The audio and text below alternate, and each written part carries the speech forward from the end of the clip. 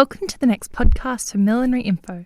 This episode is with Angela Menz from On Track on Trend. On Track on Trend began in 2013 as a collaboration between Angela Menz and Lisa Tan. They met through their shared interest of horse racing and fashions on the field. As the site developed, Angela has taken over the role of editor. As well as curating the content for On Track on Trend, Angela also has her own millinery label. This episode is possible thank you to the support of our podcast sponsors, the Millinery Association of Australia, Katherine Cherry Millinery, Hat Academy, The Essential Hat, Louise McDonald Milliner, and we would like to welcome Hat Atelier as a new sponsor. You can find a link to each of these businesses in our show notes, either on your podcast app or through our website. We would love to invite you to be a sponsor of this podcast series. You can register through our website. If you have any questions about being a sponsor, please send us a message. We would love to hear from you. We hope you enjoy this episode.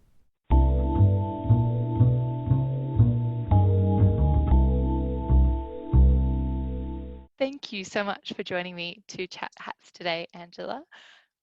I would love to, if we start off, if you could tell us a little bit about what On Track on Trend is. Well, first up, thank you for having me. I'm really excited to be part of the podcast. So On Track on Trend is it started as something to share kind of racing and millinery and all the things that I was doing with other people. So I originally started with my friend Lisa Tan, who you've also spoken to in the past. Yes, we have. Because we were going to so many race meetings between us and seeing lots of things. And I think she was probably in the same boat where every time we'd go somewhere, people would ask us, what was it like? What were people wearing? What was the fashions on the field like? And they'd ask us all these questions. So sort of started, I guess, as a more formal way of kind of sharing that.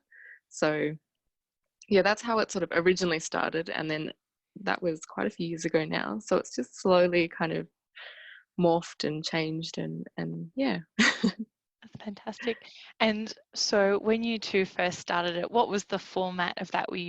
Was it big on social media or was it more of a blog space? We were blogging really regularly together. So originally it was Lisa and I, now it's just me and it's mostly socials.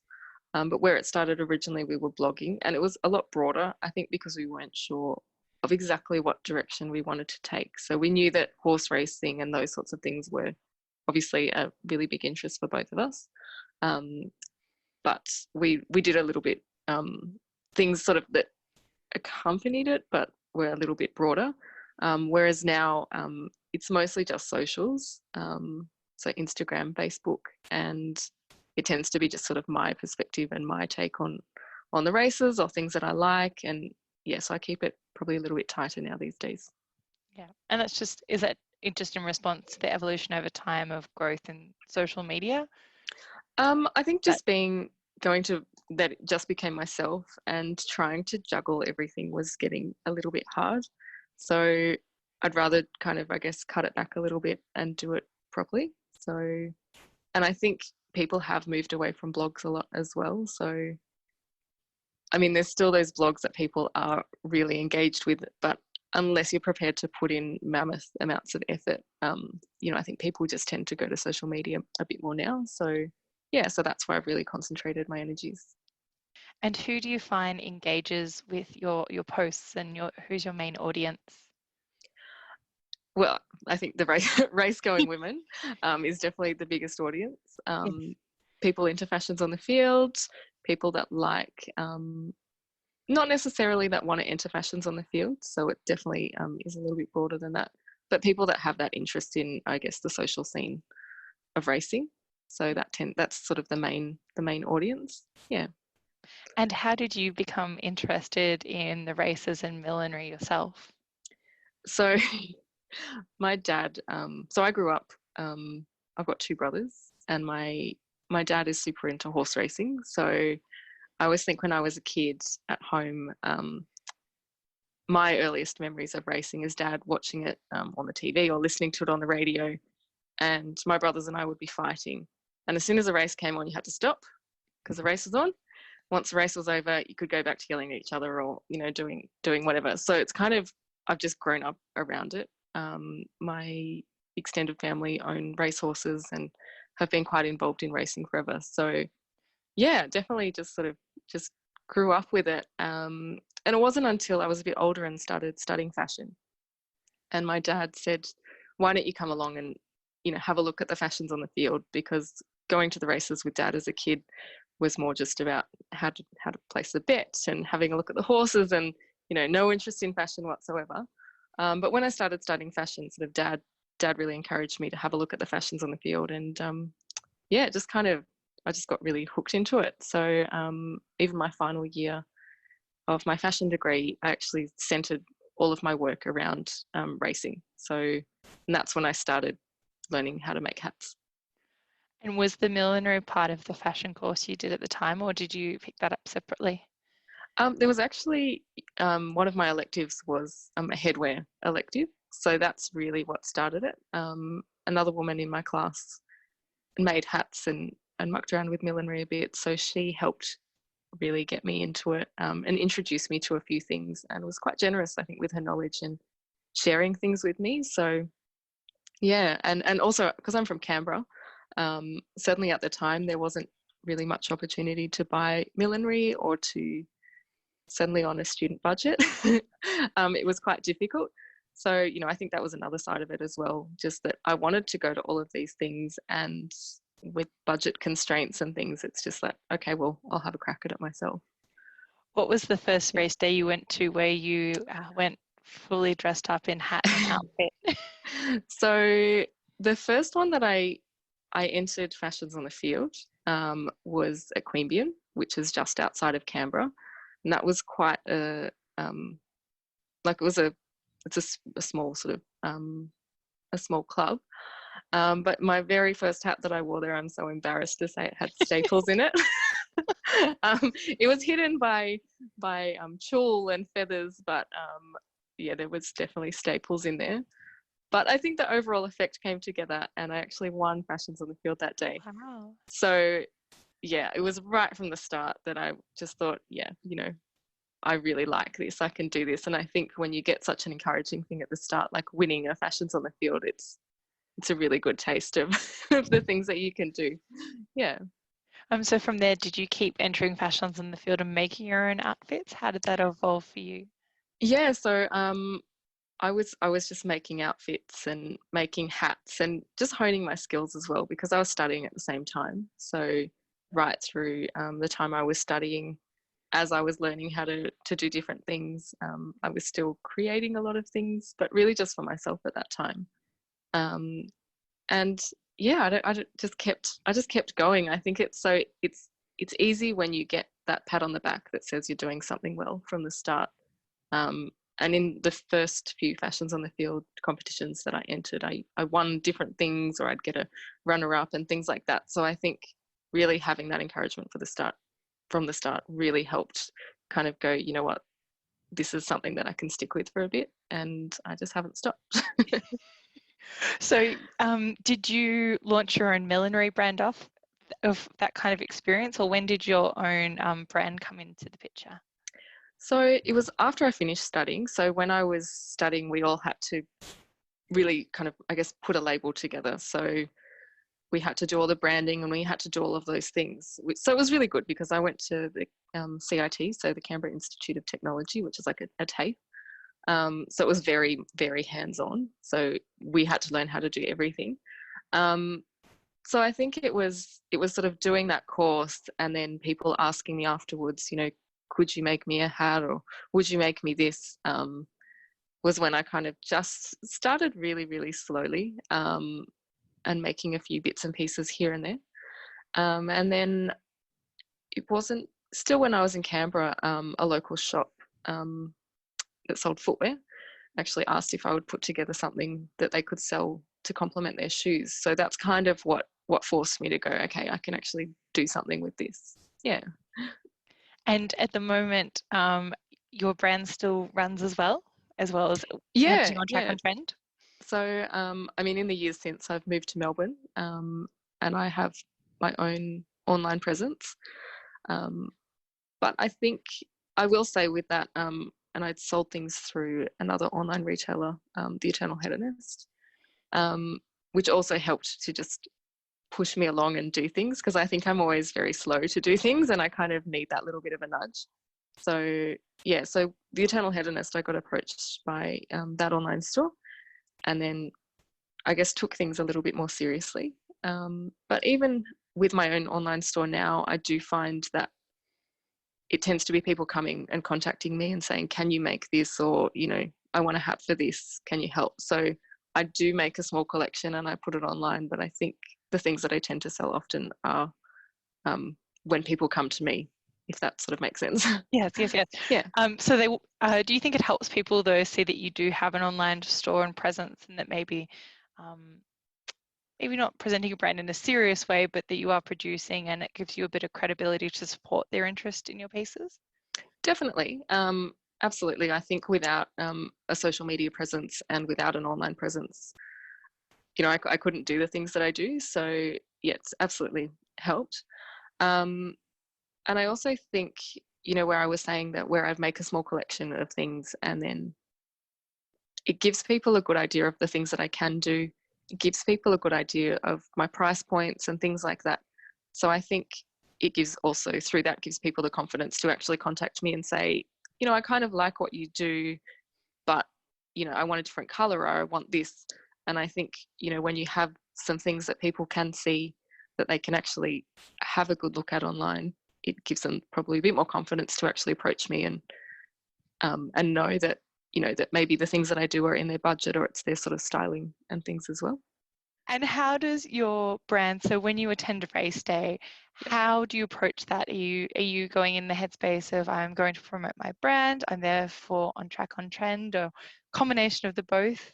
I think in terms of my brand, Angela Men's, and my millinery, and On Track On Trend and myself, it's all me. So I can't go, you know what, I'm going to put my On Track On Trend hat on today and go to the races as that, because it is me. And I think that's probably also another thing that's helped, is that I'm not trying to be someone else. I'm not trying to put on someone else's aesthetic that isn't mine.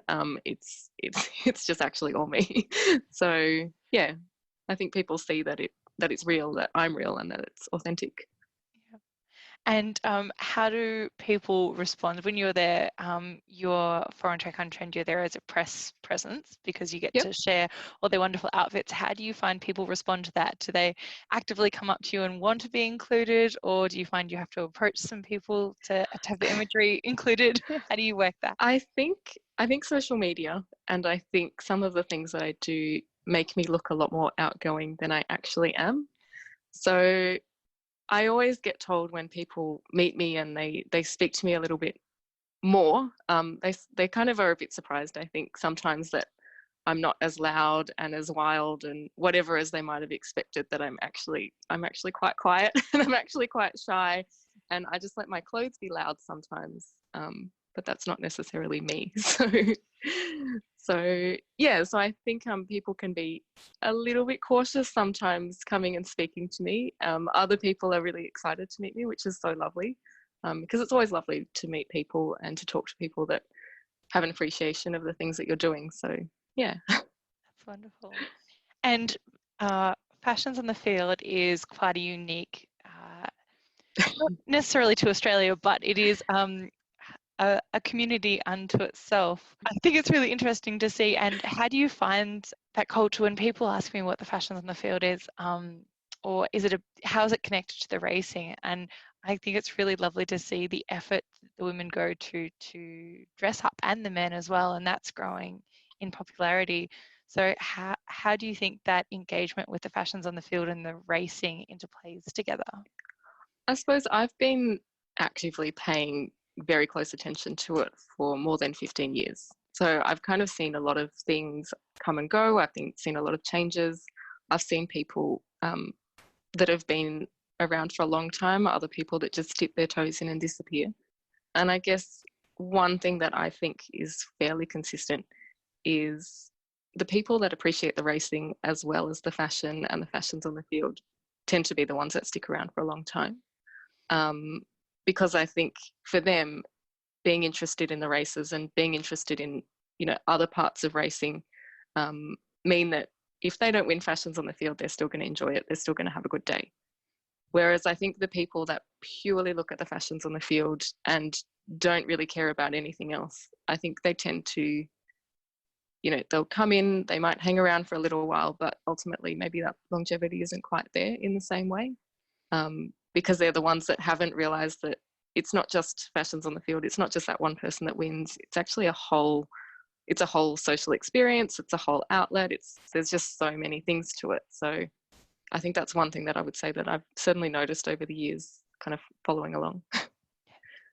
And in terms of your interest in the racing side of it, you created I'm going to call it an iconic outfit to support the very successful horse Winx.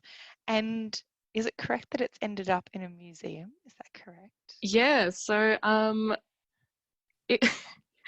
so this just started as a thing. My dad is a bit, I'd say eccentric's probably the best word. He probably wouldn't like that.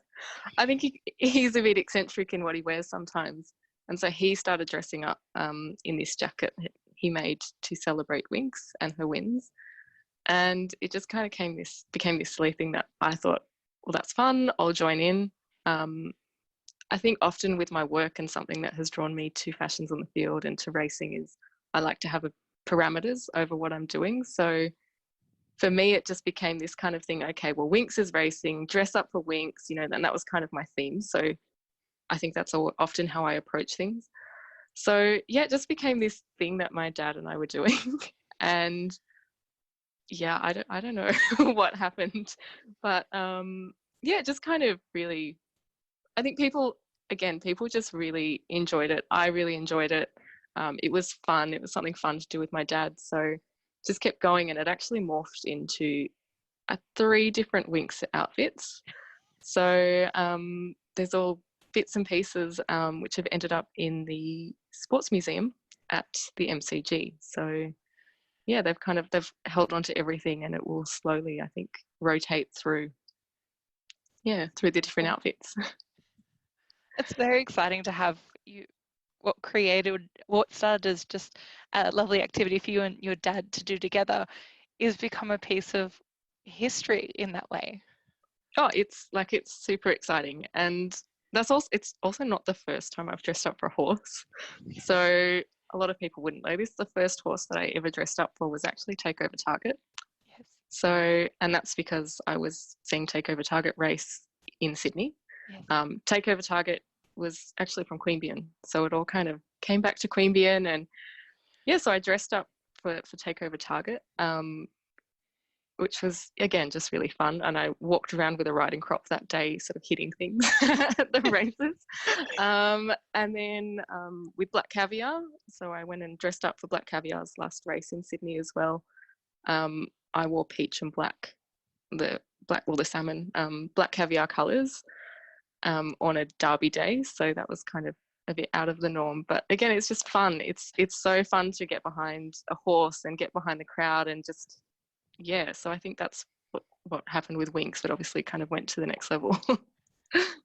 And your dad is a racing lover, as you mentioned, but he's also a fashions on the field and with his style.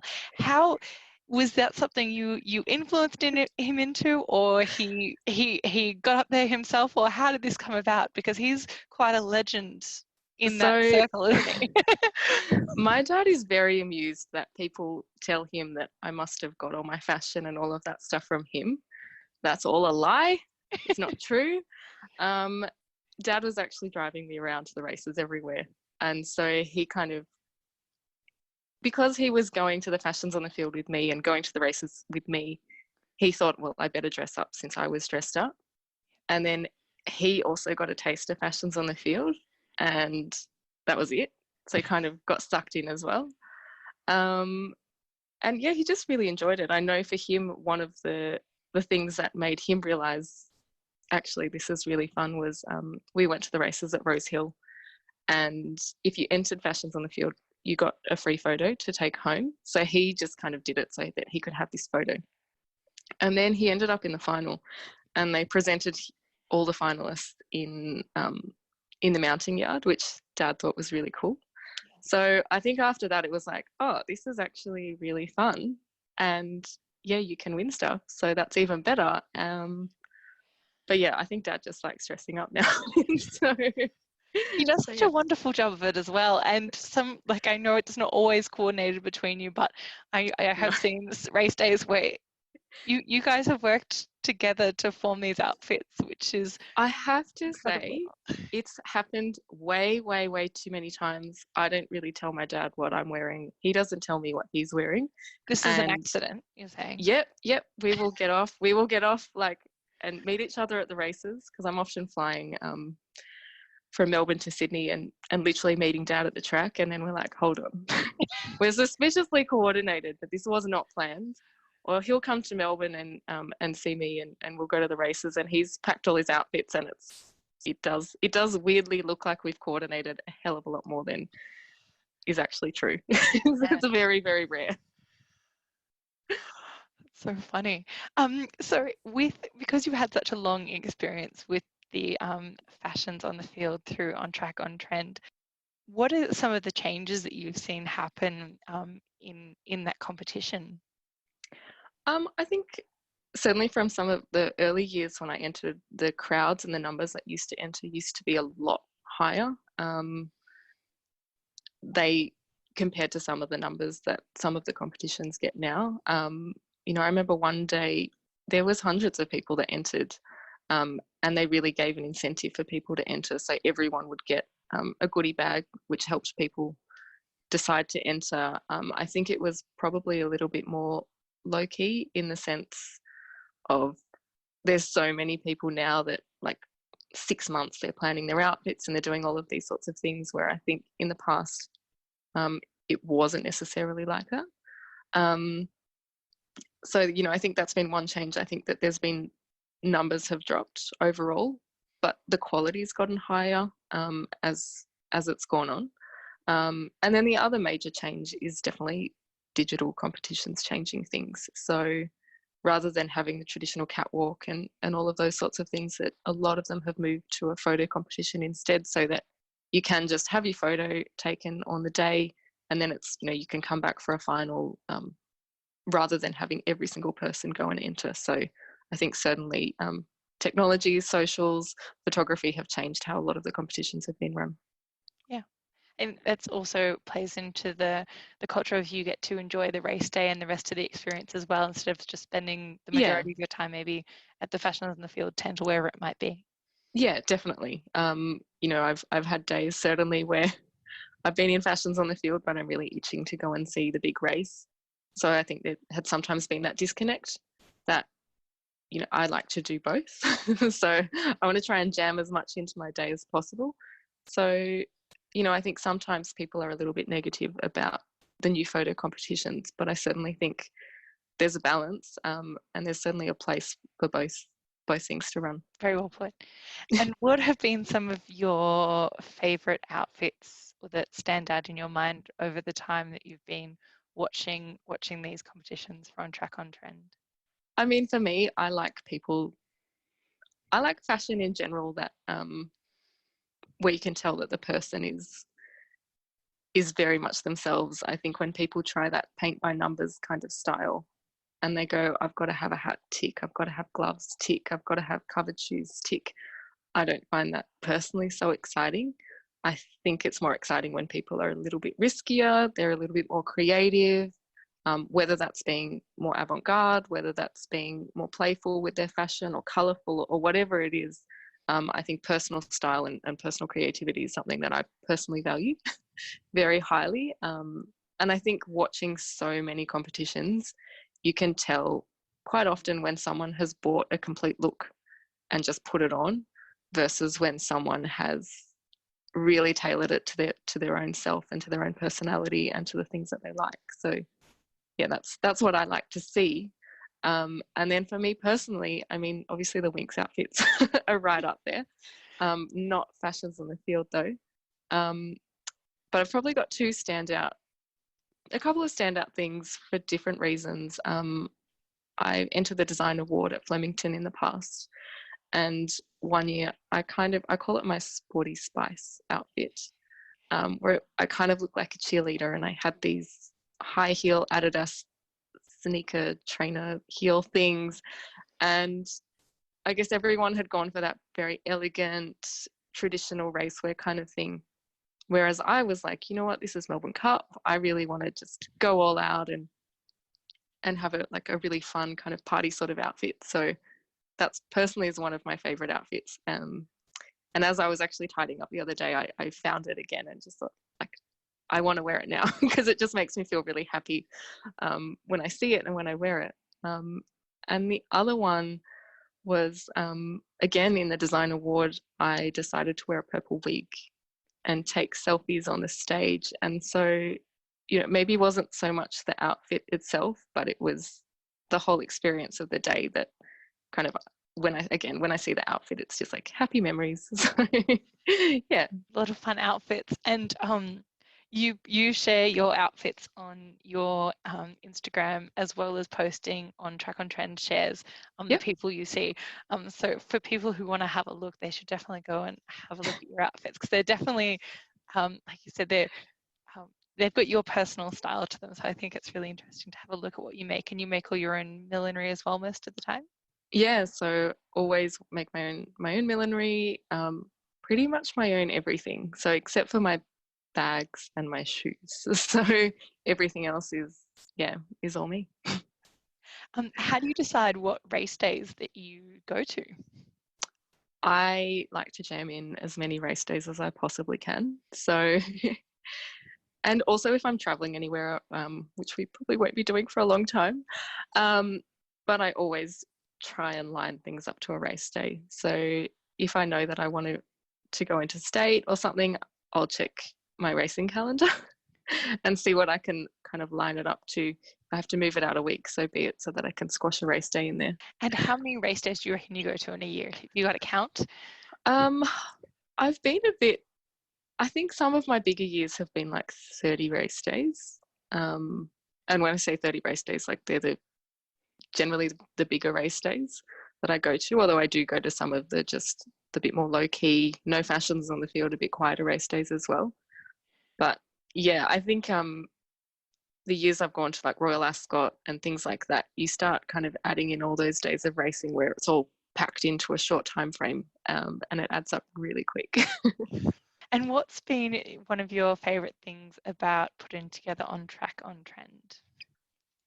I think it's forced me to keep paying attention, in that even if I'm not going to the races, I'm always kind of thinking, oh, that might be cool to post, or I'll see something interesting and I'll save it, or I don't know. I think it's always given me a bit of a focus for something. Fantastic. Awesome. Thank you so much for that. Thank you very much. And I can't wait to listen to the final product.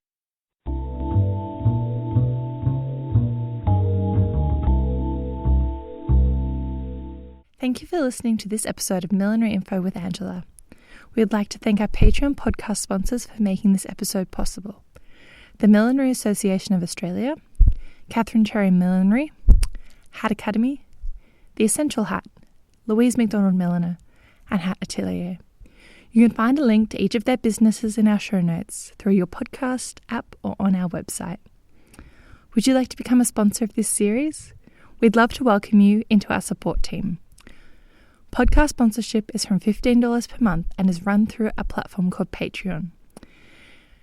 As part of your sponsorship, you will receive a thank you in the monthly podcast, linked to your business on our website, and in the Millinery.Info newsletter.